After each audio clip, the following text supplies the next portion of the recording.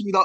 예, 네, 김윤현 교수님 늘 고생하시는데 덕주 주말에 이렇게 열정적으로 항상 하시는 거 맨날 배우는 게 많습니다.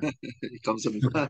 저한테 주신 숙제가 이제 우리나라 조선업 최근 쟁점 이런 이슈를 한번 주셔가지고서 그거 관련해서 제가 좀 어떤 것들을 한번 같이 한번 얘기해 볼까 이런 고민을 좀 했었고요. 그래서 제가 지금 생각하고 있는 것들은 조선산업이 지금 굉장히 아까 말씀하신 것처럼 큰 패러다임의 변화가 있는데 이 패러다임의 변화가 어떻게 온 것인지 하는 부분들을 한번 좀 보고요. 그다음에 지금 많은 분들이 얘기하는 탈탄소에 대한 부분들, 디지탈라이제이션 관련된 부분들, 오늘도 미나미 교수 얘기하셨지만 자유랑 선박에 대한 부분들 좀 다뤄보고 제가 좀 드리고 싶은 말씀 좀 드리는 걸로 강의를 진행하고자 합니다. 저는 여기 조성공학 하신 분들이 많이 안 계셔서 저에 대해서 제가 좀 한번 소개를 드리려고 저는 이제 부산대학에서 빙해공학 쪽으로 박사학위를 받았고요. 해군장교 생활을 했고 조금 전에 이 함흥군 부사장님 밑에서 연구소에서 열심히 연구를 하다가 2008년도에 학교를 옮겨서 지금까지 근무를 하고 있습니다. 과번스럽게도 이제 중앙산학회장하고 해양과학협의회 회장을 제가 역임을 했고요. 그런저런 인연으로 해군하고 해경 등등 이런저런 경험을 하고 있고요. 이 해군 여기 아마 선장님들 혹은 배를 타신 분이 많이 계신데 저는 배를 타고 남극하고 북극을 가봤습니다. 그래서 남극해와 북극해를 경험한 어, 항해한 경험이 있다 이런 말씀 좀 드리고 싶네요. 네, 먼저 이제 환경에 대한 얘기들을 좀 제가 좀 왜 이렇게 패러다임이 변화가 바뀌고 있느냐라는 이런 것들을 좀 말씀을 드리고 싶은데요. 이제 잘 아시는 것처럼 이게 기후변화 때문에 그렇습니다. 그래서 지금 이제 절에서 보시는 것처럼 스반테 아레니우스라는 스웨덴 분이 1896년에 기후변화에 대한 얘기를 처음 시작을 했고요. 그 이후로 이제 뭐 지구 온난화, 뭐 기후 재앙이라는 표현까지 지금 쓰고 있습니다. 그래서 이런 부분들이 지금 이제 우리가 여기에 대응하기 위해서 지속 가능한 어떤 그 지구에 대한 모습으로 지금 우리가 여기까지 와 있는 거고요. 이 밑에 있는 그림들은 사실은 이게 이제 북극 주변하고 남극 주변에 이제 얼음의 변화량을 보여주고 있습니다. 제가 이제 극지 쪽을 하고 있기 때문에 이런 이제 자료를 들고 왔는데요. 그래서 얼음이 굉장히 많이 녹고 있습니다. 지금 이런 식으로 녹고 있어서 이런 것들이 지구 온난화 혹은 또 기후 재앙의 큰 원인 중에 하나가 되고 있다. 이런 말씀을 좀 드리고 싶고요.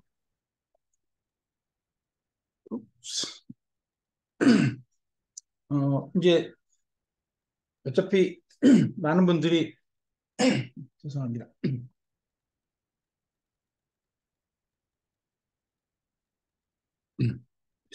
이제 기후변화 이런 내용들이 많이 알고 계신데 그 어떤 히스토리로 보면 이런 국제적인 규제나 이런 것들이 어떠한 히스토리를 갖고 진행이냐 하는 것을 간단히 정리해 놓은 표입니다. 1979년도에 그 월드 클라이밋 컨그레스라는 데서 시작이 됐고요. 밑에 보시면 이제 유나이티드 네이션 프레임워크 컨벤션 온 클라이밋 체인지라는 이런 뭐 것들이 이제 유엔 산하에서 만들어져서 기후 변화에 대한 체계적인 대응이 필요하겠다 이런 모티베이션이 처음에 만들어졌고요. 이것들이 이제 결과로 나타났던 것이 이제 도쿄 오정서라고 하는 도쿄 프로토콜이 97년에 만들어져서 논의가 시작이 됐고 이런 것들이 이제 2005년부터 액션이 시작이 됐습니다. 그래서 도하에 대해서 클라이밋 체인지 게이트웨이가 만들어졌고요. 파리 어그리먼트가 이제 만들어져 가지고서 이제 실질적으로 지금 우리가 또는 이런 여러 가지 그 기후 변화에 대한 협약들이 유효하게 좀 진행되고 있다. 이런 말씀을 드리겠습니다. 유엔의 산하에서 이제 환경 규제에 대한 것들을 논의되기 시작해서 대표적인 기구가 이제 IMO에서 시작이 된 거가 되겠고요. 어, IMO에서는 어떤 방법으로 환경 규제에 대한 제안을 하고 어떻게 측정을 할 것이며 그 다음에 어떻게 대응할 거냐 하는 것들을 플랜을 쭉 가지고 나와 있습니다. 그래서 IMO라는 기구에서 하는 부분하고 인터내셔널 이건 모든 나라에 다 적용이 되는 그런 부분이 되겠고요. EU하고 미국에서는 또 나름대로 자기들만의 리저널리 적용하는 그런 규제나 이런 항목들을 가지고 있습니다. 그래서 IMO는 잘 아시는 것처럼 한 세 가지 방향으로 이렇게 환경 규제를 적용을 하고 있고요. 첫 번째가 이제 테크니컬리 어떻게 이거를 측정을 할 것이냐 하는 부분하고, 그다음에 운항하면서 어떻게 할 것이냐, 대책을 할 것이냐 하는 부분이 있고, 그다음에 시장에 나왔 시장에 맡겨놓고 이런 것들에서 어떻게 페널티를 주고 어떻게 뭐 세금을 걷고 혹은 뭐 베네핏을 주고 하는 그런 거에 대한 부분, 이렇게 세 가지 방향으로 이렇게 진행을 하고 있습니다. 그래서 기술적인 부분에서 보면 이제 2013년부터 이제 진행이 됐지만 EDI라는 내용을 가지고 그 EDI 내용을 가지고 새로 설계되는 혹은 새로 건조되는 배에 대해서는 적용을 하겠다라고 명문화돼서 이게 액션을 지금 하고 있고요. 그래서 이것을 EDI라고 하는 걸 설계할 때 에너지 에피션시 디자인 인덱스라는 표현으로 해서 설계할 때 CO2 혹은 그린하우스 가스를 줄이는 양을 얼마큼 할 건지 하는 부분들이라는 것을 명문화해 놓고 이걸 검증받도록 하는 그런 절차가 돼 있고요. 현존하는 배들에 대해서는 어떻게 할 것이냐 하는 부분들을 논의를 하면서 이 XI라는 방법을 가지고 23년부터 올해부터 적용을 하고 있습니다. 오퍼레이션 관련되는 관점에서는 지금 이제 뭐 CII라고 해서 카본 인디케이터라는 표현을 가지고 역시 올해부터 운항하는 배들에 대해서 이런 것들을 강제적으로 적용하는 이런 것들이 진행이 되고 있고요. 그다음에 시장 베이스로 해서 이제 에미션 트레이딩 레비라고 해서 뭐 트레이딩하고 하면서 어느 정도를 뭐 세금을 매길 것인가 레비를 적용할 것인가 이런 부분들이 좀 진행이 되고 있습니다.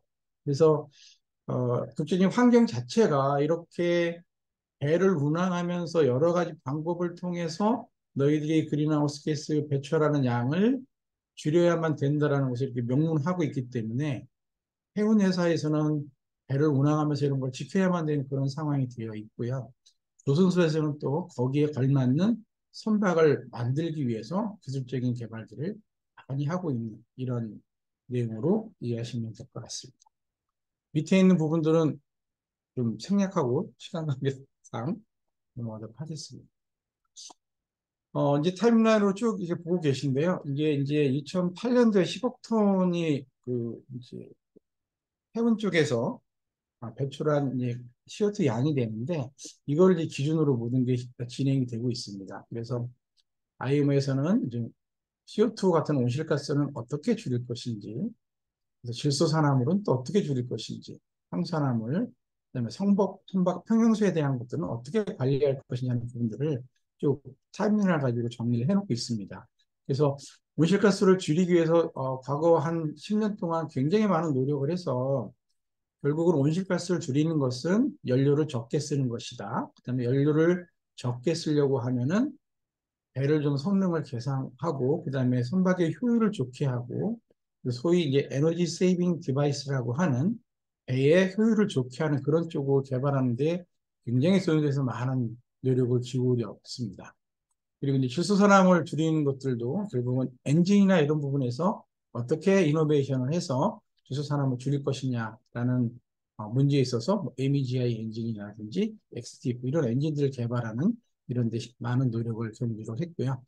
그리고 황산화물 같은 경우는 이제 뭐 그, 어, 여기 보시면 저유황료를 사용하거나 혹은 대체 연료로서 지금 LNG나 이런 쪽을 수소를 사용하는 이런 쪽으로 포커싱에 맞춰서 지금 준비가 되었고 역시 이제 대체 연료도 같이 포함이 되겠습니다.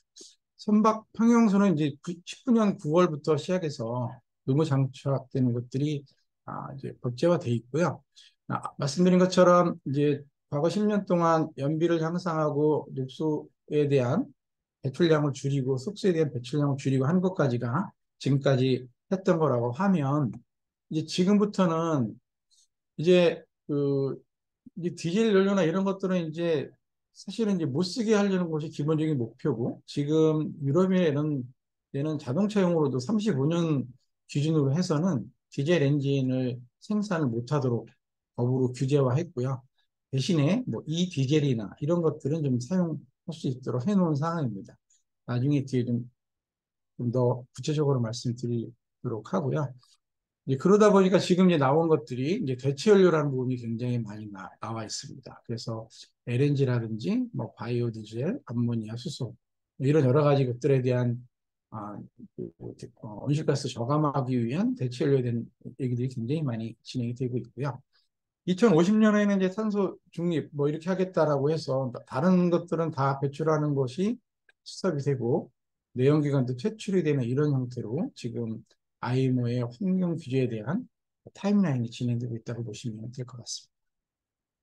아까 말씀드린 것처럼 세 가지 방향으로 IMO가 계속 자기들의 정책을 전략을 끌고 가고 있고요. 그래서 어, 말씀드린 것처럼 뭐 새로 만드는 배, 기존에 있는 배들, 그다음에 운항하면서 시장 베이스에서 어떻게 자기들이 규제를 가져갈 것인지 하는 부분들을 다시 한번 정리해 놓은 자료가 되겠습니다.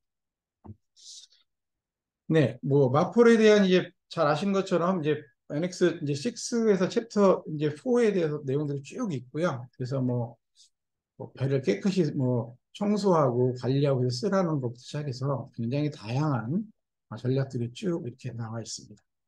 나중에 자료를 참고하시면 될 것 같고요. 제일 중요하게 말씀드리고 싶은 부분들은 이제 MEPC에서 이제 80차 회의가 올해 이제 7월 달에 열렸는데 여기에서 결정된 제일 중요한 사항들이 모든 온실가스에 대한 감축 규제가 2050년까지는 넷 제로로 가겠다라는 게 이제 방침이 정해졌고요. 그다음에 기존 목표를 좀 상향을 해서 2030년까지는 최소 20%, 40년에 70%를 감축하는 걸로 하고, 그다음 계속 화석연료 사용을 제한하겠다 이런 실습만 딴 데서 내용들이. 하고 LPG 탈 수도 있으니까. 지금 뭐 선배들도 많이 LPG 타고 있고. KSS. 예, 예. 예, 다른 20국이, 예, 20국이 선배님 지금 냉동식 타고 계시죠. 예, 최선우 저기 그 좀 말 H라인이요. 안 나오도록 좀 해주세요. 예, 분위기 좋고, 뭐, 벌크 선사 중에 돈 제일 많이 주고. 돈도 제일 많이 줘요? 예, H라인이 벌크 선사 중에 돈 제일 많이 주는 거. 마이크 좀 제거해 주세요. LNG에서 죄송합니다. 번 돈 이제, 최선우 벌크에, 저기요, 그 자막 좀 막 꺼주세요. 예, 그래서 이제 해양에서 사용된 연료에 대해서 이제 그 라이프 사이클 어세스먼트, 어널리시스 이런 식으로 해서 온실가스에 대한 집약도에 대한 지침을 이번에 채택이 되었습니다. 그래서 이 부분이 가장 크게 작용이 돼서 여기에 맞춰서 또 조선소나 해운회사들이 여기에 방향에 맞춰서 진행하고 있다. 이렇게 설명드릴 수 있겠고요. 규제라는 부분이 이제 뭐 굉장히 다양한 부분이 있고, 제가 지금 IMO라는 부분을 말씀드렸고, 그 다음에 지구에 대한 지속 가능성에 대한 부분을 말씀드렸고요.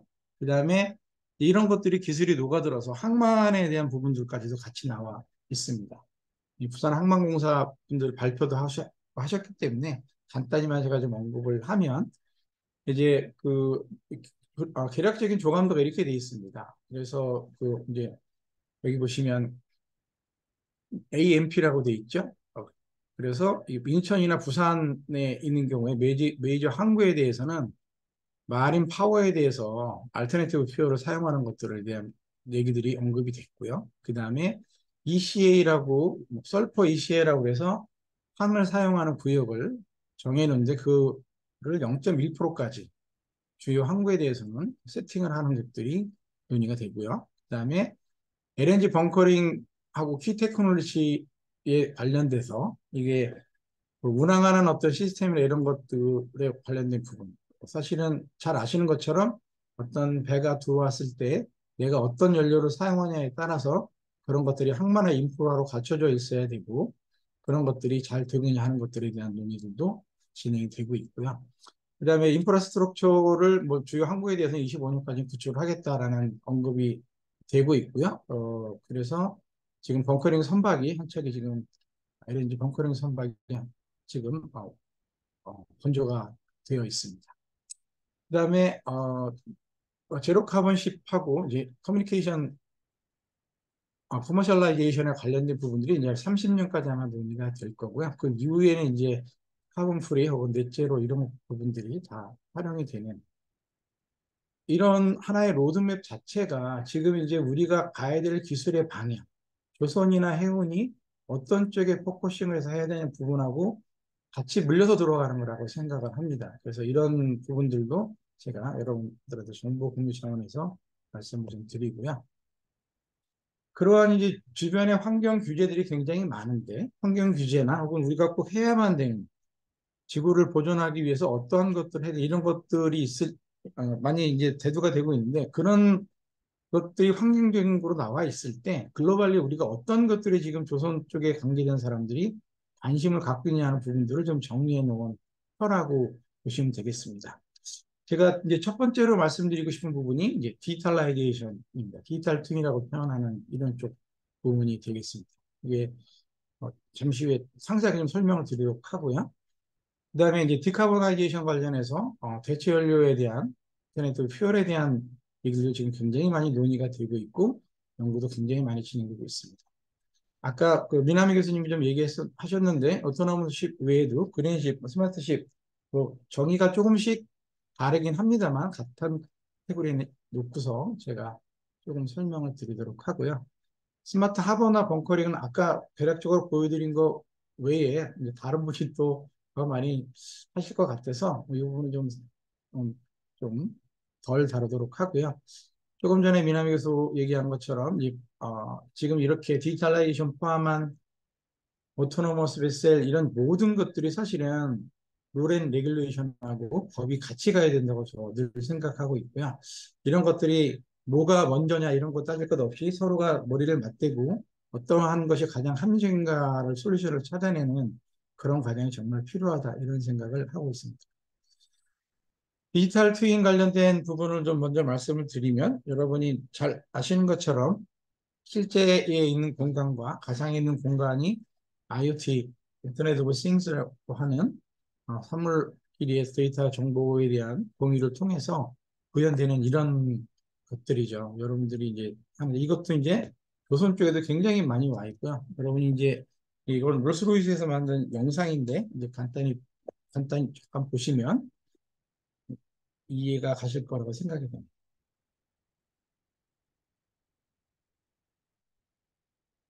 아까 미나미 교수도 얘기한 것처럼 어떤 가상의 공간에 육상에서 통신이나 선박하고 연결을 기본적으로 되어 있어야 되겠고요. 배에 어떤 시스템이 갖춰져 있어야 되겠고 온쇼에 있는 시스템에서 배를 직접 컨트롤하고 선장이라는 사람이 배에 운항하는 상태와 그다음에 항로, 그다음에 배에서 나오는 모든 시그널에 대한 정보들을 종합적으로 판단을 해서 이런 것들이 지금 어떤 것이 문제가 되는 건지 혹은 제대로 가고 있는지 하는 부분들을 판단하는 그런 것들을 지금 이미지 혹은 그래픽화해서 지금 보여주고 있는 동영상이라고 보시면 되겠습니다. 근데 이런 것들이 지금 이제 자율 운항만 가지고 가는 게 아니고요. 이제 뭐가 이상이 있거나 이런 것들이 발견이 됐을 때 얘가 어떤 것이 문제가 되는지 이런 것들을 자체적으로 진단을 하고 그 부분에 대한 부분들도 이제 관련된 정보를 가지고 있는 고급 엔지니어들이 참석을 해서 그 사람들이 상세하게 분석을 해서 내가 지금 어디에 뭐가 문제가 있다는 것을 찾아내고 그걸 통해서 문제를 해결하는 그런 부분까지 와 있습니다. 그래서 유지 보수하는 이런 것까지도 지금 개념이 같이 들어가 있다라고 보시면 되고요.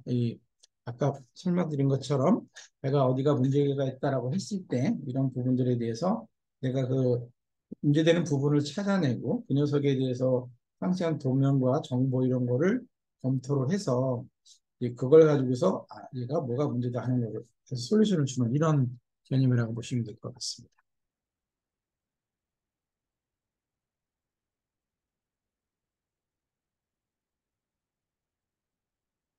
하나의 이제 뭐 문제가 되는 장치를 찾아냈고 그 중에서도 이제 뭐가 문제가 되는지 하는 부분들은 나름대로 이 친구가 찾아내서 그렇게 이제 가상 현실에서 보고 그 녀석에 대한 여러 가지 것들을 정보를 볼 수 있는 이런 것들이 이제 궁극적으로 이제 앞으로 가려고 하는 모습이다라는 생각을 하고 있습니다.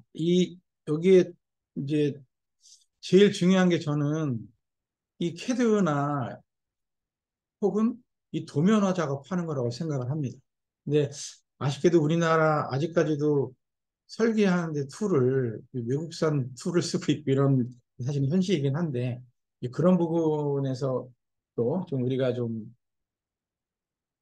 뭔가 지혜를 모아서 한 카피에 막 1호씩 주고 외국에 있는 그 설계 툴을 쓰고 이렇게 하는 게 맞을까? 물론 각 조선소마다 지금 굉장히 심혈을 기울여서 각 조선소에 있는 기존에 있는 데이터베이스와 어떻게 연동을 할 것이며 어떻게 하면 좀 더 쉽게 뭐 인공지능과 기존의 데이터와 데이터베이스를 연결해서 어떻게 하면 또 새로운 쉽게 설계 공수나 이런 걸 줄이고 생산에까지 영향을 주는 그런까지 어떻게 만회할 것이냐 하는 그런 노력들을 굉장히 하고 있습니다만은 이제 그런 부분들이 저는 기본이 되어야 된다는 생각을 하고요. 이거는 지금 인하대학교에서 이경호 교수님 실험실에서 하고 있는 이제 증강현실 관련된 이런 부분들인데 이런 부분들도 선원의 교육이나 뭐 다양한 방법으로 얼마든지 일부는 많이 적용이 되고 있고요. 이런 것들도 하나의 디지털 트윈이고 디지털라이제이션이 되는 과정에 있는 이런 것으로 판단을 하고 있습니다. 어, 조선소에도 사실은 좀 그런 내용들을 좀 보고 있는데요. 그리고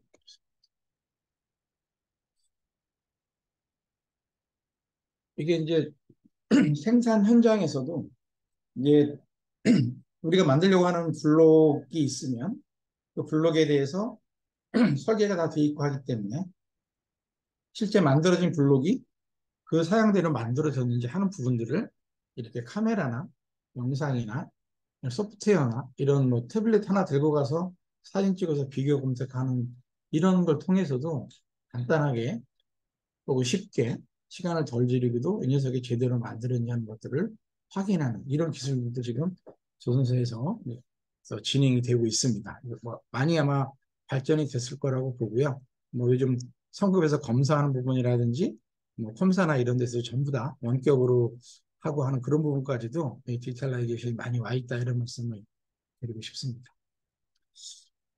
조금 전에 말씀드린 것처럼 디지털라이제이션에서 좀 간단히 좀 말씀을 드렸는데요. 그 부분들이 사실은 그 캐드나 이런 것들이 기본이 돼야만 다 가능한 일이다. 디지털 수준이라는 게 사실은 서로 인터랙션을 해야 되는 그런 상황이기 때문에 그런 것이 되지 않고 디지털화가 되지 않은 상황에서는 그런 것들이 좀 불가능하다 이런 말씀을 제가 감히 드려서 그런 쪽에 좀 노력이 필요하겠다는 말씀을 좀 드리고 싶습니다.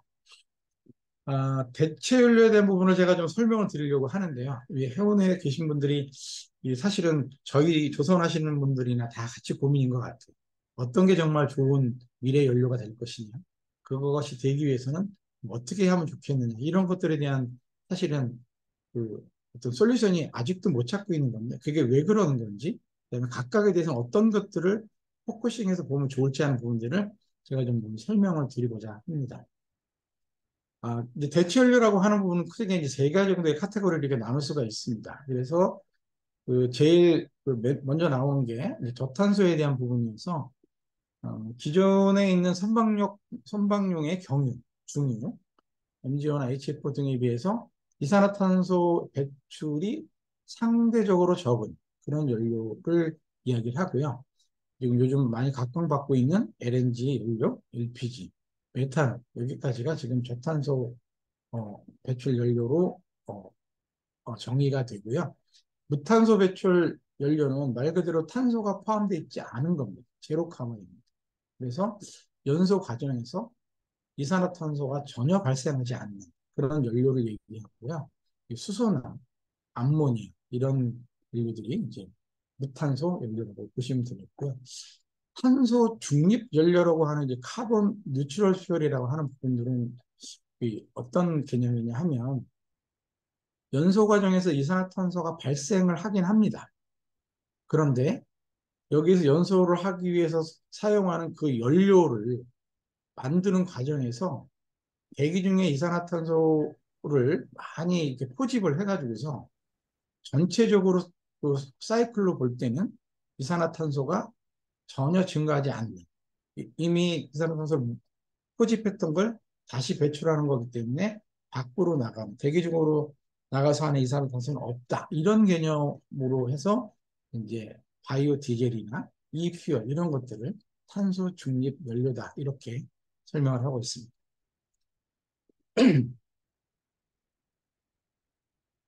네. 선박용 연료라고 하는 기존에 있는 것들 저희들이 이제 벙커 CU 벙커 A, BU 이렇게 표현하는 것들이 이제 크루드 오일을 가지고 와서 이 녀석을 이제 온도에 따라서 이렇게 이걸 이제 증류를 하면 이게 휘발유, 나프타, 등유 이런 기름들이 나옵니다. 그러니까 이런 것들이 이제 MGO나 이런 거를 통해서 보조기관인 보일러나 발전기 이런 데 사용이 되고요. 이런 것들이 이제 하고 난 나머지를 가감압도 증류를 하거나 하고 나서 남은 것들은 이제 아스팔트나 이런 데로 나오고 이 녀석이 증류하고 나온 게 이제 중유라고 하는 HFO가 되면 이 녀석을 이제 우리가 선박용으로 사용하는 그 HFO가 됩니다. 요 이제 중유를 가지고 이제 분해 공정을 해서 이렇게 윤활유를 만들기도 하고 여러 가지 만들기도 하는데요. MDO나 HFO에다가 일부 경유를 혼합해서 사용한 이런 것들이 지금 기름의 종류를 얘기를 하고 이 녀석의 퀄리티를 얘기하고 지금 많이 쓰고 있는 우리 선박용 연료가 이렇게 만들어지고 있습니다. 이렇게 하다 보니까 이제 CO2가 배출이 많이 된다는 거죠. 그래서 이제 LNG를 특성을 보시면 리크파이드 내추럴 가스 이렇게 돼 있는데 얘는 이제 주성분이 메탄입니다. 메테인이라고 쓰기도 하는데 메탄에 탄화수소의 혼합물이 돼 있고요. 이 메탄의 한 70에서 90% 정도를 이제 이 LNG가 메탄이 한 이 정도 차지를 하고요. 소량의 에탄, 프로판, 부탄 이런 것들이 포함되어 있습니다. 액화천연가스는 이 천연가스 유효석을 액화시킨 걸 말하고요. 끓는 점이 마이너스 162도 정도가 되고 냉각을 해서 수송을 하게 됩니다. 근거리에서는 우리가 보통 이제 고압가스 배관을 가지고 사용을 하는 그런 경우가 천연가스를 많이 사용을 하고요. 이 녀석을 이제 액화를 시켜서 운송하는 이유는 밀도가 한 600배 이상으로 줄어들기 때문에 액화를 시켜서 함축적으로 운송을 하다 보면은 LNG를 운송하는 어떤 그 장거리 운송하는 그런 데서 효율이 굉장히 높아진다. 이렇게 보시면 될 것 같습니다. 그 다음에 이제 여러분이 이제 들으시는 암모니아라는 부분들은 이제 질소하고 수소를 합쳐놓은 것이 암모니아입니다. 그래서 암모니아는 끓는 점이 한 33도 정도 되고요. 암모니아는 사실은 이거를 연료 자체로 두 가지 방법이 있는데 수소 운반체로서 암모니아를 이용하기도 하고요. 그 다음에 에너지 운반체로서 암모니아를 사용합니다. 위의 것은 암모니아를 수소를 운반하는 어떤 하나의 도구로 사용하는 거고요. 밑에 거는 암모니아 자체를 에너지로 사용하는 거예요. 그래서 우리가 이제 천연가스나 이런 것들을 가지고 오면 이 녀석이 이제 개질이라는 걸 통해서 물은 이제 전기 분해를 하면은 이제 수소가 나오겠죠. 수소를 만들고요. 만들어진 수소를 암모니아로 합성합니다. 그 다음에 암모니아를 운반한 다음에 이 암모니아를 다시 분해해서 수소를 가지고서 이제 수소를 연료로 사용하는 방법이 있고 이 녀석을 암모니아 엔진이나 연료진주 등에 사용하는 이런 방법이 있습니다. 그래서 암모니아는 궁극적으로 그 녀석 자체가 에너지로 사용할 수도 있지만 이제 이 녀석이 수소를 운반하는 운반체로서도 암모니아를 사용할 수 있다. 이렇게 이해하시면 좋을 것 같습니다. 메탄올도 요즘 선박들이 많이 발주되고 있습니다. 근데 이 녀석들이 발주되는 이유는 뭐냐 하면 우리가 이제 지구 온난화나 배출가스에 대한 규제를 얘기하면서 제일 많이 얘기하는 부분은 뭐냐면 그 연료를 몇 그램 뗐을 때 CO2가 얼마큼 나오느냐 하는 이거에 대한 환산 값입니다. 이거를 CF라고 얘기하는데 이게 이제 MGO는 한 3 정도 값을 갖고 LFO, HFO 이 정도 값을 갖는데 이 메탄올하고 에탄올이 이거에 한 40% 정도밖에 값을 갖지 않습니다. 이건 좀 많이 갖는데 여기에서 사실은 그 메탄올 이런 거를 이제 그 배출가스를 줄인다는 관점에서 우리가 연료로 사용하겠다 이런 것들이 들고 있죠. 근데 사실은 LNG는 우리가 공급망이나 혹은 생산하는 거나 이런 것들이 굉장히 안정화되어 있는데 메탄올 자체도 정말 그런가? 선박에서 사용할 만큼 충분히 공급망이나 이런 게 돼 있냐 하는 부분들도 사실은 좀 고민을 해봐야 될 부분이기는 합니다. 수소 자체로 이제 넘어와서 이제 좀 공부를 해드리면, 어, 산소하고 수소가 합쳐서 물이 만들어져서 뭐 되기 때문에 이거 뭐 연소를 하는 과정에서도 이산화탄소가 발생하지 않고요. 그 수소 엔진에 대한 부분들은 우주 발사체를 개발하면서 수소 추진 연구가 어느 정도 이루어져 와 있습니다, 지금. 그래서 이게 어느 정도 이제 우리가 활용할 수 있는 기술에 웨인지에 들어와 있다, 이렇게 보시면 되고요. 이제 수소 혼소 엔진과 연소 엔진이라는 게 있는데, 이제 수소를 얘만 쓰는 게 아니라 디젤이나 천연가스 이런 것들하고 혼합해서 연소를 시키는 거예요. 그래서 이 녀석들은 이제 기술적으로 좀 제약이 좀, 이게 좀 적기는 한데, 이 녀석을 이렇게 했을 때 나오는 효율이 굉장히 적습니다. 그래서 이거 혼소 엔진을 쓸까도 사실은 고민하는 부분이 있고요. 이 녀석은 이제 수소만 가지고 연료를 사용하는 그런 경우인데, 이런 경우에는 이제 질소산화물의 발생량이 늘어나고 이 녀석도 효율이 좀 낮은 이런 좀 단점이 있습니다. 근데 수소를 근데 연료 전지로 사용하는 이런 방법은 이게 사실은 굉장히 효율이 높고, 이제 그 전기 반응을 통해서 이제 수소로부터 전기를 생산하기 때문에 굉장히 좀 안정적이다, 이런 평가를 받고 친환경이라는 평가를 받고 있습니다.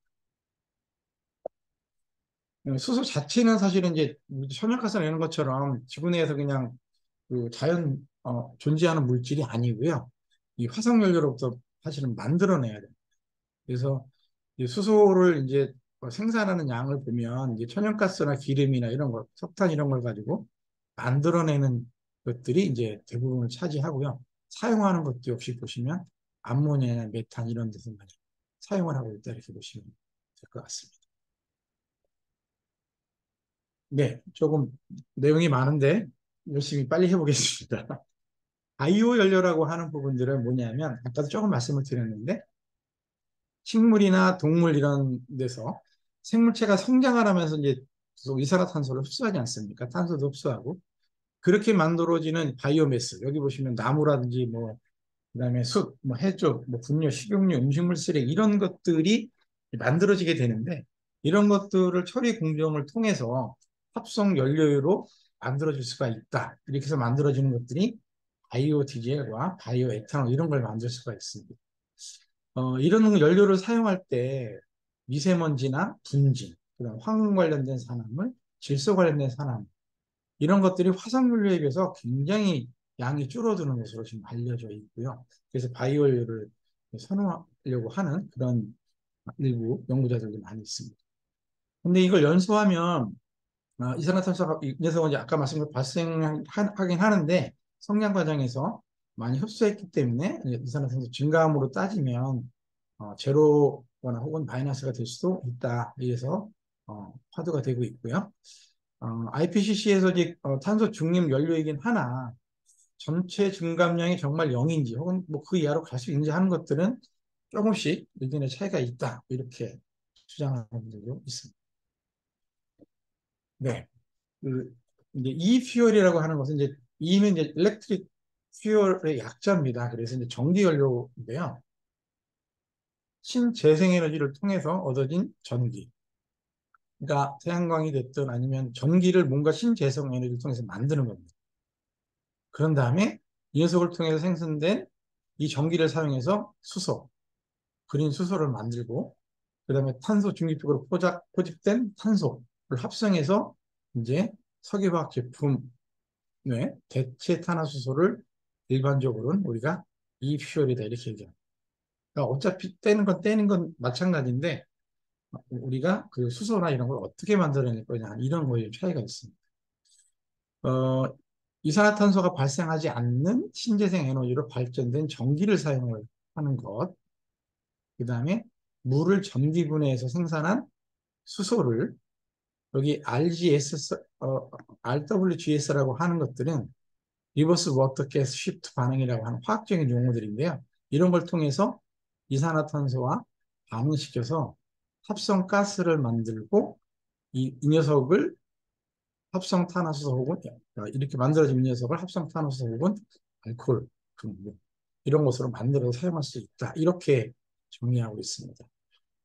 당연히 이산화탄소가 발생하긴 한데 이런 녀석들도 대기 중에서 포집해서 만들었기 때문에 이 녀석도 이퓨얼이다 이렇게 얘기를 하고 있습니다. 계략적으로 정리해 놓은 표가 이건데요. 태양광이나 수력 혹은 뭐 풍력 이런 것들을 통해서 전기를 만드는 거죠. 그럼 전기를 물을 통과시켜서 전기 분해를 하면 그 전기 분해를 통해 나온 수소가 이게 그린 수소가 됩니다. 이 수소에다가 이산화탄소를 넣어서 반응을 시켜서 합성가스를 만들어내고 이 녀석에다가 메탄올을 합성을 하거나 혹은 뭐 피셔드롭시라고 이런 반응을 통해서 메탄올, 가솔린, 디젤, 항공유 이런 거 똑같이 쓰긴 하는데 이 녀석들이 만들어지는 과정에서 자연에 있는 에너지를 썼다고 해서 E자를 다 붙여넣어서 이렇게 대체율 E퓨얼이다 이렇게 정의한다고 생각하시면 좋을 것 같습니다. 그래서 이제 하나의 표로 정리한 건데, 이제 합성 연료로는 이제 우리가 보통 이제 석탄이나 뭐 천연가스 이런 화석 연료들을 가지고서 뭐 석탄이나 이런 걸 반응을 통해서 여기 이제 자동차나 비행기 선박의 연료로 쓰는 메탄올이나 뭐 휘발유, 항공유 이런 것들을 만들어내는데 이 퓨얼이라고 하는 녀석은 그린 수소, 아까 얘기한 것처럼 풍력이나 조력, 뭐 수력 이런 걸 통해서 포집한 CO2 이런 걸 통해서 우리가 자동차나 비행기 선박에 쓰는 똑같은 메탄올, 휘발유 이런 걸 만드는데 이 녀석들은 이퓨얼이라고 한다. 이렇게 이해하시면 될 것 같습니다. 이제 대체 연료를 하면서 이제 제가 IMO MEPC에서 올해 7월에 라이프 사이클 아나리시스를 해야 된다라고 강제가 됐다고 하는 건데 이게 무슨 의미냐 하면 기존에 우리가 HF나 MGO, 뭐 LNG나 LPG 이런 연료들을 많이 쓰고 있었는데요. 메탄올도 마찬가지고. 그런데 이 녀석은 여기 파랗게 되어 있는 부분이 뭐냐면요. 이 연료를 생산하면서 만들어낸 CO2. 그러니까 이런 연료를 만들면서 이미 CO2 이만큼 많이 배출했고 얘를 연소를 하면서 이만큼밖에 안 나와요. 그러니까 이게 어떻게 보면 전체적으로 배출하는 CO2 양은 보면 이제 편차가 많이 있는데 우리가 밑에서 보려고 하는 바이오 디젤이나 뭐 수소, 뭐 액화수소나 이런 여러 가지 것들이 있는데 기존에 우리가 얘들이 그 연료를 만들면서 했던 탱크 투 프로펠러라고 되어 있죠. 그래서 탱크에서부터 죄송합니다. 설명을 거꾸로 드렸습니다. 탱크에서부터 프로펠러까지. 예. 다시 정정하겠습니다. 기름을 생산해서 여기서 이제 기름 연료통에 넣었는데 얘를 연소를 하면서 이만큼 나오고 그 다음에 이 녀석은 웰투 탱크입니다. 현지에서 생산해서 그 다음에 몇 가지 탱크까지 연료 탱크에 집어넣는 그 과정에서는 별로 배출하는 양이 없는 거예요. 그래서 이제 여기는 굉장히 장점이 있는데 얘를 연료를 태우면서 너무나 많은 CO2를 배출하고 있다. 이렇게 보시면 될 것 같습니다. 뭐 개념이 좀 어렵기는 한데 그래서 지금 이제 보시면 라이프 사이클 어널리시스라는 게 얘가 연료 탱크에서 연료를 사용하는 이후에 연료를 사용한 이후의 과정에서 나오는 거와 그 다음에 생산에서부터 연료 탱크까지 가져오는 과정 그 다음에 연료 생산에서부터 사용까지 전 과정을 하는 결국 이 녀석이 이제 라이프 사이클 어시스먼트 하는 그 결과값이 될 텐데 이 녀석이 사실은 기존의 HF로 별 차이는 안 납니다.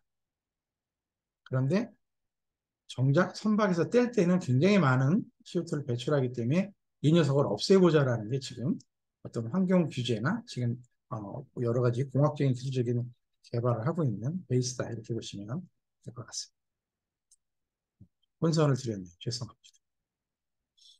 그래서 이제 수치로 이제 보여주는 건데 화석 연료하고 그다음에 우리가 이제 바이오 퓨얼이나 다른 연료들을 봤을 때 이제 라이프 사이클 전체를 봤을 때 그 값들이 뭐 엔진의 뭐 사이즈나 무슨 방식이나 이런 거에 따라서 좀 차이가 많은데 이 값들이 큰 차이가 별로 없다. 그런데 이 뒤쪽으로 오시면 이 메탄올이나 이런 값들은 굉장히 작죠. 퓨얼셀에서 나오는 뭐 이 수소나 이런 것들. 그래서 이쪽 방향으로 가는 것들이 앞으로 최종 방향이 되지 않겠냐 이런 음, 결과들을 내놓고 있습니다. 자, 그러면 얼마 정도 줄일 수 있을 것이냐. 지금까지 우리가 대체연료에 대한 얘기를 했는데 CO2를 얼마큼 줄일 수 있냐 하는 부분들을 보면 바이오 연료, LNG, 수소, 암모니아, 메탄올 이렇게 대표적인 것들을 보면 이제 줄일 수 있는 양들이 이렇게 0부터 100%까지 다 줄일 수 있는 것도 있고요. 25%가 맥스인 경우도 그렇습니다. 바이오 연료의 경우에는 말씀드린 것처럼 이제 유산화 배출량이 매우 적고 황배출량도 적고 하는 장점이 있긴 한데 어떤 특정한 연료들은 뭐 6개월 이상 저장하고 뭐 산화하고 뭐 이래서 효율이 좀 적다. 그다음에 연료 공급을 어떻게 할 거냐는 그런 인프라가 부족하다. 이런 단점이 있고요. LNG는 지금 한 30% 정도가 이산화탄소가 경감이 되고 있어서 대안이 없기 때문에 지금 이제 중간 단계로 많이 사용하고 있지만 이건 연소가 완전 연소가 되지 않으면 이제 메탄 슬립이나 이런 것에서 방출이 되는 이런 문제들도 있고요. 수소는 이제 뭐 연구 개발 중이고 뭐 이런 안전 설계도 좀 폭발이나 등 문제점이 있기는 합니다. 하지만 중위보다 한 10배 적은 CO2를 배출을 할 수도 있고 배출량은 뭐 한 43%까지 줄일 수 있다. 중위하고 혼합하는 경우에는 이런 설명을 하고 있습니다. 암모니아도 90% 이상의 화석연료에 의존하고 있는 이런 단점이 있지만 다른 녹수나 속수 이런 것 배출량이 거의 없고 온도가 마이너스 34.4도에서 LNG나 수소 이런 것들보다는 훨씬 더 좀 상온에서 우리가 저장을 할 수 있다. 이런 또 장점이 있습니다. 메탄올은 이제 중유보다 속수가 99%, 녹수는 60%, 뭐 미세먼지는 95% 정도 배출을 감소할 수 있다고 되어 있고요. 메탄올을 운영한 경험도 많이 있고 기존 선박이나 벙커링 시설을 사용도 가능합니다. 그래서 현재 지금 많이 발주되고 있는 메탄올 추진형선이라고 보시면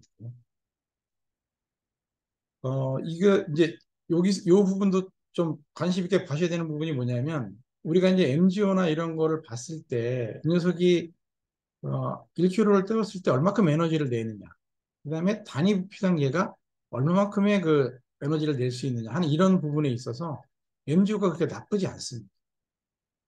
그리고 압력이나 온도도 마찬가지고 그다음에 저장하는 탱크의 크기도 보면 단역질을 고렸을 때 이 녀석을 일로 봤을 때 바이오 디젤도 값들이 그렇게 나쁘지 않죠. 이 녀석은 오히려 더 뭐 크고 여러 가지 다양한 게 있는데 저장하는데 마이너스 0.5도가 된다는 거고 LNG 텐데 액화메탄의 경우에는 우리가 일반적인 MGO를 저장하는 그거보다는 한 2.3배 이상 부피가 필요하다. 선박에서 부피가 필요하다는 얘기는 그만큼 화물을 실 수 있는 공간을 줄인다는 관점이 있습니다. 그래서 무게도 중요하지만 공간이라는 관점에서도 손해를 좀 봐야 된다. 이렇게 보시면 되겠고요.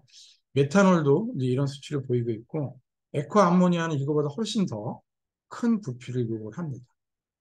그래서 4배 이상 커져야 되는 이런 곳들이 있고요. 그 다음에 에너지 밀도 관점에서 액가수소가 가장 큽니다.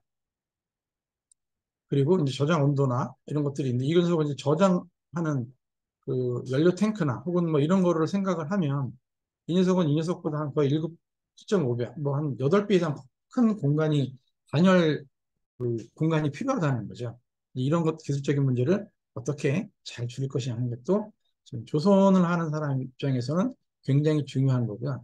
이런 부분에서의 이제 솔루션이 사실은 해운회사의 선박에 대한 경쟁력하고 같이 물리기 때문에 굉장히 고민을 많이 하고 있는 부분이라고 생각을 합니다.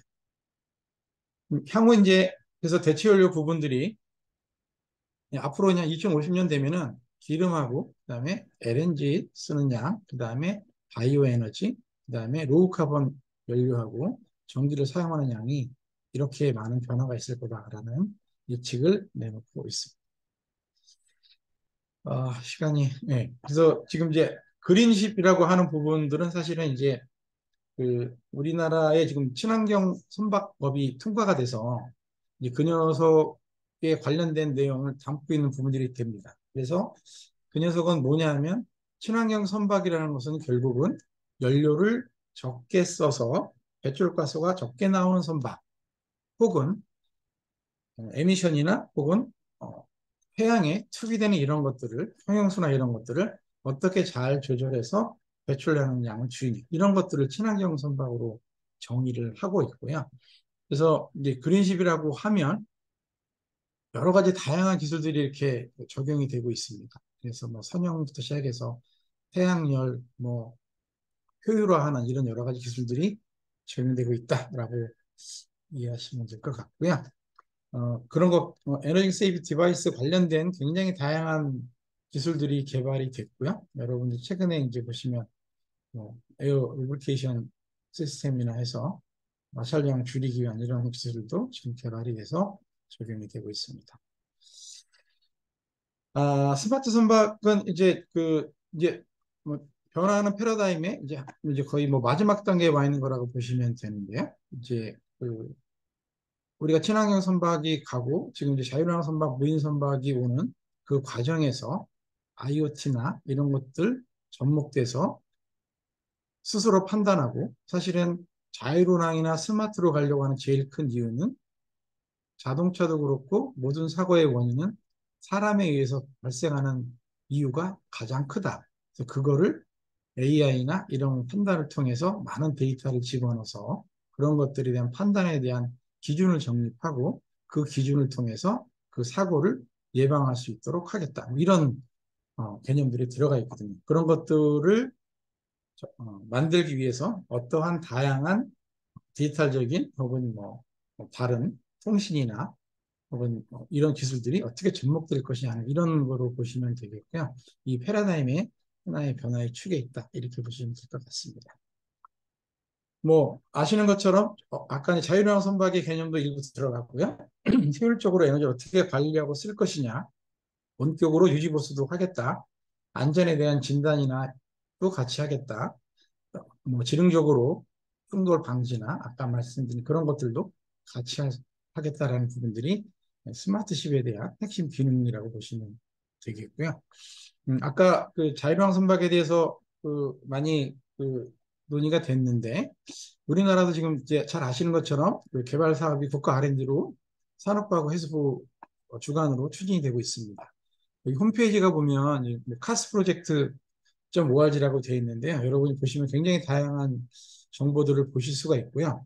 제가 좀 간단히 몇 가지만 말씀을 좀 드리면 저희들은 25년, 일본하고 똑같이 25년에 끝나는 걸로 되어 있고요. 정부 예산이 1,600억 정도 들어갔습니다. 그래서 아까 미나미 교수님도 말씀하신 것처럼 자율주행 선박의 핵심 기술을 개발하고 이 녀석을 실증을 통해서 상용화하겠다는 게 기본적인 생각입니다. 자율주행 선박의 핵심 기술이 아까도 언급이 좀 됐지만 지능 항해 시스템, 기관에 대한 자동화 시스템, 그 다음에 실증센터를 만들어서 거기서 실증하는 기술들, 그 다음에 운영 기술에 대한 운영 기술을 정립하고 표준화하는 이런 쪽에 지금 핵심 기술이 되어 있고요. 이 녀석을 어떻게 국제운항이 가능한 자율주행 선박으로서 상용화에 대한 기틀을 만들겠다는 게 이 사업의 목표가 되겠습니다. 그래서 이제 2025년까지 쭉 이제 뭐 개발이 돼서 뭐 자율주행 선박 시장을 좀 점유하겠다는 것들이 있고 핵심 과제별로 제가 말씀드린 네 가지 사항들이 이렇게 유기적으로 연동이 돼서 진행이 되고 있다라고 말씀드리고요. 동영상 자료 아까 멋있게 보셨는데 비슷한 영상들이 아까 그 사이트에 가면 많이 있으니까 회원님들이 많이 보시면 좋을 것 같습니다. 룰 앤 레귤레이션 관련돼서 아까도 일본에서 이제 가이드라인을 만든다고 했는데 저희 나라는 지금 리언택 의원하고 권명호 의원님이 자율주행 선박 개발 및 사용화 촉진에 관한 법률안이 국회에 지금 작년 11월에 계류가 돼서 아직까지 계류 중입니다. 이게 IMO 등에서도 사실은 이런 것들이 먼저 만들어져서 국내 법제도 기틀도 마련하고 좀 신속히 진행 이럴 가능성이 있는데 아직까지 이제 국제 기준도 마련되어 있지 않고 상용화나 자율주행 선박에 대한 상용화 이런 것들도 아직은 대단히 그런 것들이 아니라는 판단인 건지 아니면 명확한 디파인이 어려워서 그런지 여러 가지 이유가 있겠습니다만 여기 계신 분들이 아마 이런 부분들에 대한 부분들도 많이 의견을 주셔서 빨리 좀 체계화되고 법률안으로서 발효가 되면 우선 기술하는 분들도 도움이 많이 되지 않을까 생각을 하고 있습니다. 그 국내적인 문제들이 좀 이제 많이 말씀을 드렸는데요. 아까도 말씀드리지만은 저출산하고 인력 부족 문제, 이게 조선 문제가 만의 문제가 아니라 우리나라 전체의 문제로 대두되고 있고요. 그래서 설계 생산 인력이 부족한데 이거는 디지털라이제이션이나 자동화를 통해서 어느 정도는 커버가 되겠지만 근본적인 대책은 좀 필요하다라는 말씀을 드리고, 아까도 이제 RG라는 얘기들이 많이 나왔는데 중소형 조선의 RG 문제는 좀 심각하고요. 제가 알기로 우리나라의 RG는 해운회사를 대상으로 하는 RG가 있고, 그 다음에 조선소를 대상으로 하는 RG가 있습니다. 가능하면 저는 해운회사로 이게 다 모여져서 해운회사가 국내 조선소에다가 발주를 하고, 국내 조선소가 국내 기자재업체에다가 또 발주를 하고, 이런 것들이 좀 체계화 잘 되면 좋겠다는 생각을 하고 있습니다. 물론 시장의 논리에 의해서 돌아가기 때문에 그런 것들이 그렇게 쉽게 누구의 의사결정에서 따라가지는 어렵겠습니다만, 우리나라도 이미 벌크선이나 뭐 PCTC 이런 선박들은 중국으로 다 넘어가고 있고 중형 선수들이 많이 어려움을 겪고 있습니다. 우리나라도 해운회사도 이제 중국에 발주한 이런 상황이 지금 있어서 이런 문제에 대한 문제를 풀기 위한 지혜가 좀 필요하다는 생각을 하고 있고요. 그다음에 이 방산도 요즘 굉장히 이슈가 되고 있습니다. 그래서 우리나라 두 개의 조선소에서 굉장히 이쪽에 기술력을 많이 축적하고 있기 때문에 이런 쪽으로도 우리가 개발된 그 기술에다가 외국에서 수주를 받아서 더 기술을 업그레이드 시키고 그 개발된 기술들이 다시 또 상선에 접목이 돼서 시너지 효과가 계속 날 수 있는 그런 모델이 되면 좋겠다, 이런 생각을 좀 하고 있습니다. 네, 두 가지는 이제 좀 제가 좀 생략을 하도록 하고요. 제가 그 조선시장 동향을 좀 마지막으로 말씀드렸던 이유는 우리나라가 작년보다 지금 수주량이 줄었습니다. 그런데도 불구하고 건조량은 늘고 있고요. 수주 잔량도 늘어나고 있습니다. 이 말은 뭐냐면 우리나라 조선소들이 지금 선별 수주를 하고 있다. 선가가 좀 많이 올라가고 있으니까 이제 그런 거에 대한 대비를 하고 있다, 이렇게 보시면 될 것 같고요. 국가별로 지금 보시면 우리나라가 그 수주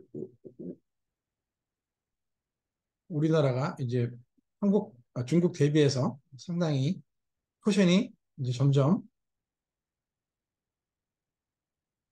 벌어지고 있죠. 해운회사에서 내수나 이런 것들 부분들이 조금 서포트가 되면 어떨까 하는 생각을 개인적으로 하고 있고요. 조선소 선가 관련해서는 이 시점이 이제 클락슨의 이제 그 지수인데 96년도 당시에 여기가 기준이 100입니다. 근데 96년도에 100보다 좀 아래에 있는 이런 정도 상태였고요. 한참 조선경기가 좋은 2008년도에 한 180 근방이었습니다. 근데 올해 거의 거기에 육박하고 있습니다. 이 말은 이제 조선소에 나름대로 선별 수주를 하고 있고 고부 가치 선박 위주로 우리나라 조선소가 수주에 대응하고 있다, 이런 말씀을 드리고 싶습니다. 중소형 선박에 대한 부분도 거의 비슷합니다. 발주량이나 그다음에 탱커나 이런 것들이 조금씩 늘어나고 있는 것들 여러분 그래프상으로 보실 수가 있고요. 마지막으로 제가 한 5분 동안 드리고 싶은 말씀이 선박의 제품의 로드맵이 바뀌고 있다라는 거, 친환경 대체 연료로 이제 앞으로 많이 선박들이 제품이 다변화될 것이라는 말씀 드렸고요. 그다음에 연료전지에 관련된 부분들도 조선소에서 많이 준비하고 있다, 이런 말씀 드리고, 앞으로는 이제 미래의 어떤 모빌리티나 이런 부분들이 이제 항만공사에 있는 분들도 많이 이런 걸 준비하고 하시지만 선박과 그다음에 항만과 통신과 이런 것들이 하나로 물려서 정말 같이 스마트해지는 이런 모습이 돼야만 정말 앞으로의 미래에 조선 해운 뭐 이런 여러 가지 것들이 시너지를 같이 낼 수 있지 않을까, 이런 생각을 합니다. 미래 에너지원은 뭐 이보다 더 다양한 그런 좀 벙커링 시스템이 나올 수도 있다는 생각을 하고요. 마지막으로 제가 드리고 싶은 말씀은 제가 조선 산업이 성장 가능성이 있느냐, 이런 질문들을 3D 산업이다, 이런 질문들을 제가 회장 시절에 굉장히 많이 들었습니다. 이제 끝난 거 아니냐. 근데 저는 아직까지도 이제 최첨단의 이제 종합산업이다. 아까 우리 신원수 부장님이 말씀하셨나요? 뭐, 자본, 자본, 기술, 그다음에 인력이 집적되는 그런 산업이기 때문에 모든 새로운 기술들은 다 조선에서 만납니다. 에너지 패러다임이 바뀌고, 그다음에 자율năng 선박, 조선소에 대한 어떤 생산에 대한 혁신 이런 것들이 이루어지면서 이 밸류체인 전체가 저는 이게 조선 하나만 보는 게 아니라 이 앞에 해운, 물류 하시는 분들, 그다음에 에너지 회사들, 이 에너지나 이런 것들이 물류나 에너지가 이 안보가 될 수가 있습니다. 어느 하나가 빵꾸가 나면 우리나라의 테리토리 안에서 우리나라는 삼면이 바다로 열려 있는 나라. 저는 이렇게 표현을 어느 분 표현이 되게 좋아서 그다음부터 그런 표현을 쓰는데 이 안보에 치명적인 역할을 줄 수 있습니다. 이런 부분들이 법적으로 잘 해결이 돼서 조선의 하위에 그 스트림에 있는 철강 산업이라든지 엔진, 기계 장치 하시는 분들, 도장, 뭐 가구 선실, 전기, 안전한 이런 모든 것들이 이, 이 바다라는 공간에서 첨단 기술이 적용이 돼서 그 선박이라는 걸 매개로 서로 좀 소통하고 하는 이런 부분들이 되어야만 이 진정한 융복합이 되는 것이 되지 않을까 이런 생각을 하고요. 이런 기획 의도로 만들어 놓은 학회가 GNAO라는 학회입니다. 내년에 어, 어, 영국의 사우스햄튼에서 개최가 될 거고요. 관심 있는 분들 많이 좀 관심 가져주시면 좋을 것 같습니다. 이 자료는 제가 이제 조선학회장 하면서 굉장히 많은 자료를 공유해 주신 여기 있는 기관들한테 제가 감사의 말씀을 드리고요. 그다음에 제가 어, 자료 만들면서 본 책은 서울대 이명석 교수님하고 그쪽에서 만든 두 책을 많이 인용을 좀 했습니다. 네, 너무 시간을 많이 잡아먹었네요. 예정된 시간을 많이 써서 죄송합니다. 이상 발표를 마치도록 하겠습니다. 감사합니다. 예, 김현수 교수님, 예, 좋은 말씀 감사합니다. 좀 그 조선업에 대한 좀 일반적인 그 정리된 뭐 사항 이렇게 우리가 표현해도 될 것 같습니다. 좋은 발표 감사드리고요. 좀 여기에 대해서 뭐 추가나 또는 질문 사항은 좀 몇 분들이 좀 어, 보충해 주도록 그렇게 하겠습니다. 우리 권정호 사장님 좀 부탁드리겠습니다. 예, 반갑습니다. 아, 미남 이경코 교수님 강의와 김현수 교수님 강의 잘 들었습니다. 김현수 교수님 강의 특히 이런 현안이 되는 문제들을 잘 요약해 주셔가지고 이 자료만 있어도 전체적으로 이렇게 앞으로 조선이 어떻게 갈지를 방향성을 잘 이렇게 알 수 있는 그런 자료라고 생각하는데 굉장히 배우는 학생들이나 또 조선 현업에 근무하는 분들한테 굉장히 큰 도움이 될 것 같습니다. 너무 감사드리고 오늘 특강 많은 도움이 되었습니다. 저는 이제 다른 것보다도 기술적인 부분들은 사실 우리 바다 저자와의 대화 여기에서도 여러 번 이제 언급이 됐었기 때문에 저는 기술적인 부분보다도 조금 커머셜한 부분 쪽으로 한번 좀 문제를 같이 좀 공유를 했으면 싶어가지고 아까 우리 미나미 경구 교수님이 상당히 좀 의미 있는 얘기를 말씀하셨는데 그때 일본 조선소 같은 경우에는 RG 문제에 대해서 전혀 이제 문제될 게 전혀 없다. 왜냐하면 이제 배를 천천히 짓고 또 이제 그냥 이렇게 배를 이제 복수로 짓는 게 아니고 그냥 단수로 이렇게 짓기 때문에 그렇게 RG 문제가 심각하게 대두된 적이 없다라고 이렇게 말씀하셨는데 사실 우리나라 지금 중소조선소 같은 경우에는 중소조선뿐만 아니라 중견조선소도 마찬가지고 가장 심각한 게 지금 인력 문제하고 사실은 RG 문제거든요. 그 뭐야 그저께 제가 조금 저도 나름대로 이제 충격을 좀 받은 게 지금 우리나라에서 그래도 한 10위권 내에 들어가는 부산에서는 한진중공업 다음으로 그래도 크다고 할 수 있는 모 조선소가 상당히 좀 경영난을 겪고 있고 직원들 월급도 지금 못 주는 형편이고 또 저희도 이제 거의 거래처이기 때문에 사실 원래 지급받아야 될 거래 대금을 지금 한 달 지연되고 있는 상황이거든요. 그래서 그게 지금 우리가 조선이 호경기라고 다들 이렇게 얘기를 하고 있는데 실제로는 그 밝은 부분도 있지만은 어두운 부분이 사실은 지금 더 많이 있는데 그런 부분들이 이제 감추어져 있고 어떤 이슈화 되지 않고 있다라는 것이 상당히 좀 안타깝게 생각하는데 그 조선소 같은 경우에도 이렇게 분석을 해보면은 이제 그동안에 저가 수주했던 그런 배들을 짓고 있는 상황에서 인건비와 또 이렇게 또 재료비들은 많이 오른 상황이고 그러다 보니까는 또 이제 수주받을 때 우리가 헤비테일 방식으로 이제 보통 우리가 계약할 때 20% 킬링하고 스틸 카팅하고 킬링하고 론칭하고 인도하고 이럴 때 20%씩 받는데 이건 이런 경우에는 이제 10% 10% 10% 10% 60% 이런 식으로 이렇게 나눠받다 보니까는 배를 빨리 지어야 캐시플로우가 빨리 도는데 이제 자재비가 올라가고 또 사람 구하기 어렵고 하니까 인건비 올라가고 그러다 보면 배 이제 짓는 기계 공기는 더 늘어나고 그러다 보니까 이제 캐시플로우는 더 막히게 되고 이게 지금 결국 악순환이 돼버리는 그런 상황이에요.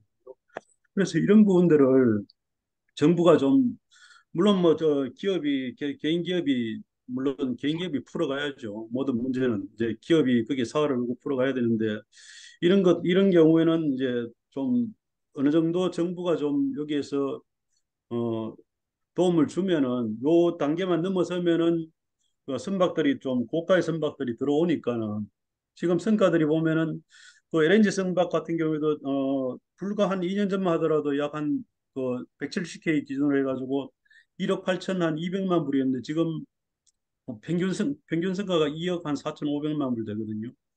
그래 보면은 30% 이상이 지금 오른 셈이란 말이죠. 뭐 물론 거기에 새로운 장비들이 들어갔다고 하지만은 그 장비값을 제외하고라도 적어도 25% 이상은 지금 오른 상태이기 때문에 앞으로 점진적으로 우리나라가 이제 성과를 이렇게 잘 받고 하면은 그 중견 조선소들도 같이 살아갈 수 있는 방법이 있는데 요런 그 지금 여기하고 지금 네크 포인트인데 지금 그 향후에 한 1년 정도가 요 시점에 정부가 좀 적극적으로 나서 가지고 중소 또 중견 조선소들을 좀 도와줘야 되지 않겠나 그런 부분에서 이 조선 유관 단체들이 좀 적극적으로 나서 줬으면 한 그런 바람이고요. 또 한 가지는 우리가 지금 그 친환경 선박하고 전기 추진 선박 이런 관련해 가지고 여러 가지 기술들이 뭐 솔루션들이 많이 나와 있는데 사실 이런 솔루션들이 물론 뭐 조선소가 이제 많이 관여를 하고 있지만 조선소가 배를 만드는 입장이기 때문에 관여를 하고 있지만은 실제적으로 보면은 이제 조선소가 관여하는 부분보다는 이제 엔진 메이커라든지 이제 각종 이제 벤더들 기자재 회사들 이런 쪽들이 많이 이제 관여를 하고 있는 상황인데 그래서 이런 기술들을 우리가 좀 그 이런 기술들을 너무 좀 이렇게 폐쇄적으로만 하지 말고 R&D 같은 경우에도 지금 보면은 유사한 R&D들이 너무 많아요. 너무 많다 보니까는 이게 그 어떻게 보면 정부 차원에서 보면 이게 또 저기 그 낭비일 수도 있고 또 어떤 경우에는 여기에 참여하지 못하는 그런 중소중견 그런 그 조선소들은 소외되면서 결국은 이 기술을 활용을 못할 수도 있거든요. 그렇게 되면 경쟁력이 결국은 떨어진단 말이죠. 그래서 그런 부분에 있어 가지고는 이것도 이런 친환경 관련한 이런 그 기술들은 우리가 어느 정도에서는 좀 오픈하는 게 맞지 않느냐 그런 생각을 하거든요. 그리고 또 스마트 선박 같은 경우에도 사실 스마트 선박에 대한 솔루션은 우리가 이제 그 자동화 선박에 대한 솔루션은 사실은 오래전부터 있었거든요.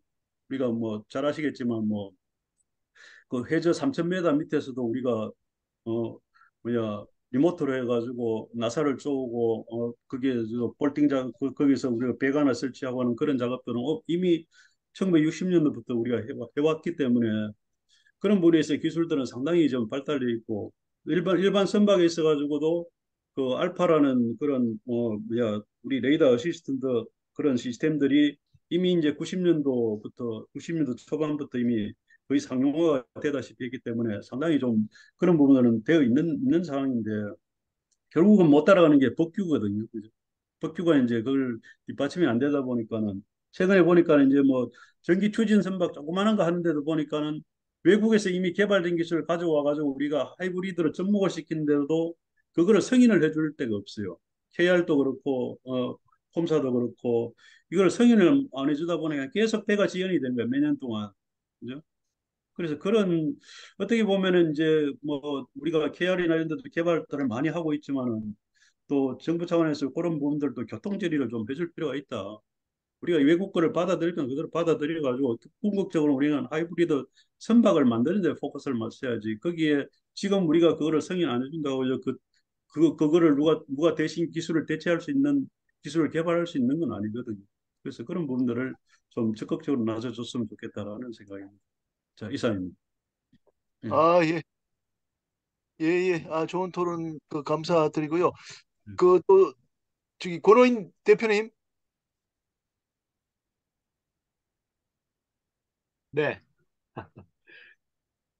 그 일본 얘기 듣고 한국 얘기 들어보니까 양쪽이 언론 비교가 되고 똑같은 그 시점에서 양국을 비교를 하니까 우리가 제도적으로 좀 뒤처져 가는 느낌이 드는데 예, 그 하나의 차이가 일본은 NYK가 외항과 내항을 동시에 하고 있습니다. 내항은 긴가이 유선이 하고 있고 일본 자체가 내항 시장이 크다가 보니까 내항도 동시에 자율운항을 하고 있는 게 아주 돋보이는 그런 게 확인이 됐습니다. 한국도 세월호 사고가 사실은 운항상의 에러가 돈이 안 되는 항로를 운항해야 되는 이런 문제가 있는데 만일 자율운항 선박이 된다 그러면은 여기에 따로 화물 따로 이렇게 운항을 하면은 훨씬 효율화가 되지 않을까. 그리고 지금도 낙도 쪽에 다니는 배들은 정부 보조가 많은 걸로 알고 있는데 자율운항선으로 대체를 하게 된다 그러면은 훨씬 더 환경에 맞는 어, 서비스가 가능할 걸로 그렇게 봐집니다. 기술적으로는 사실 조선에 계시는 분들이 뭐 입증하는 것처럼 문제가 없는 걸로 봐지는데 문제는 사회가 얼마만큼 빠르게 제도로 그거를 보완할 수 있는 건가 여기에 초점이 맞춰져 있는 것 같고 이 오늘 강의를 통해서 우리가 어디가 부족한 건가가 이제 확인이 됐으니까 좀 널리 홍보를 하셔서 산업적으로 그리고 실질적으로 활용할 수 있는 거대 담론보다는 좀 실무적으로 우리가 바로 활용할 수 있는 이런 계기가 됐으면 좋겠다는 생각을 했습니다. 이상입니다. 예, 예, 감사합니다. 오늘 우리 모임에 아비커스에서 들어와 계시기 때문에 아비커스 아시다시피 설계하는 회사지 않습니까? 지금 아까 계신데 나가셨는지 모르겠는데 아비커스의 임사장님 계셨었는데 안 보이시는 것 같아요. 예, 좀 시간 좀 남아가지고요. 좀 오늘 뭐 두 강좌에 대해서 좀 질문 사항 있으시면은 좀 또는 뭐 코멘트 좀 더 받고 마치겠습니다. 임도영 사장님 계시네요. 임도영 사장님 계세요? 임 사장님? 예, 예, 어, 사장님 좀 아, 예, 말씀 좀 해주세요. 교수님. 아, 예, 아비커스는 제가 예. 알기로 일단은 뭐 4단계라기보다는 2단계와 3단계 그 중간에서 좀 선박의 좀 뭐 안전에 좀 도움을 주기 위한 기술을 많이 개발하고 있는 걸로 알고 있거든요. 뭐 자율운항 선박 쪽에 대해서 좀 말씀해 주시면 좋겠습니다. 예, 오늘 미나미 교수님 강의도 잘 들었고요. 김현수 교수님 강의도 잘 들었습니다. 업계, 뭐, 조선업계에서도 많이 들어와 계실 텐데요. 이제 자율운항 기술이, 음, 인지 판단 제어 기술 측면에서 아직은 좀 가야 될 길이 좀 많이 있습니다. 생각보다 인공지능 기술은 많이 올라와 있지만 실제로 사람이 하는 행동을 대체하기에는 아직 시간이 많이 걸릴 걸로 보이고요. 그럼에도 불구하고 어, 충분히 이제 해양 사고를 이제 인적 과실에 의한 사고 방지라든지 또 그 자동화에 따른 어떤 친환경 그 연료 절감이라든지 환경 어떤 친환경성 이런 부분들은 충분히 이익을 줄 수 있는 단계까지 온 것 같고요. 그런 부분들은 저희들이 계속 검증을 해 나가고 있습니다. 어, 예. 그래서 충분히 저희는 이제 그런 측면에서 이제 도움이 될 수 있을 거라고 생각을 하고 있고요. 일단은 이제 보조 측면에서 이제 자율운항 기술이 도움이 될 것 같고, 어, 이제 IMO, 그러니까 국가적으로도 이제 법규 측면에서 좀 준비를 해 주시고 계시고, 또 IMO도 자율운항 규제를 2024년까지는 이제 초안이 나오고, 그리고 2028년에 강제 규정이 나옵니다. 그래서 이제 3단계 이상의 자율운항도 서서히 적용이 될 걸로 예상이 됩니다. 이상입니다.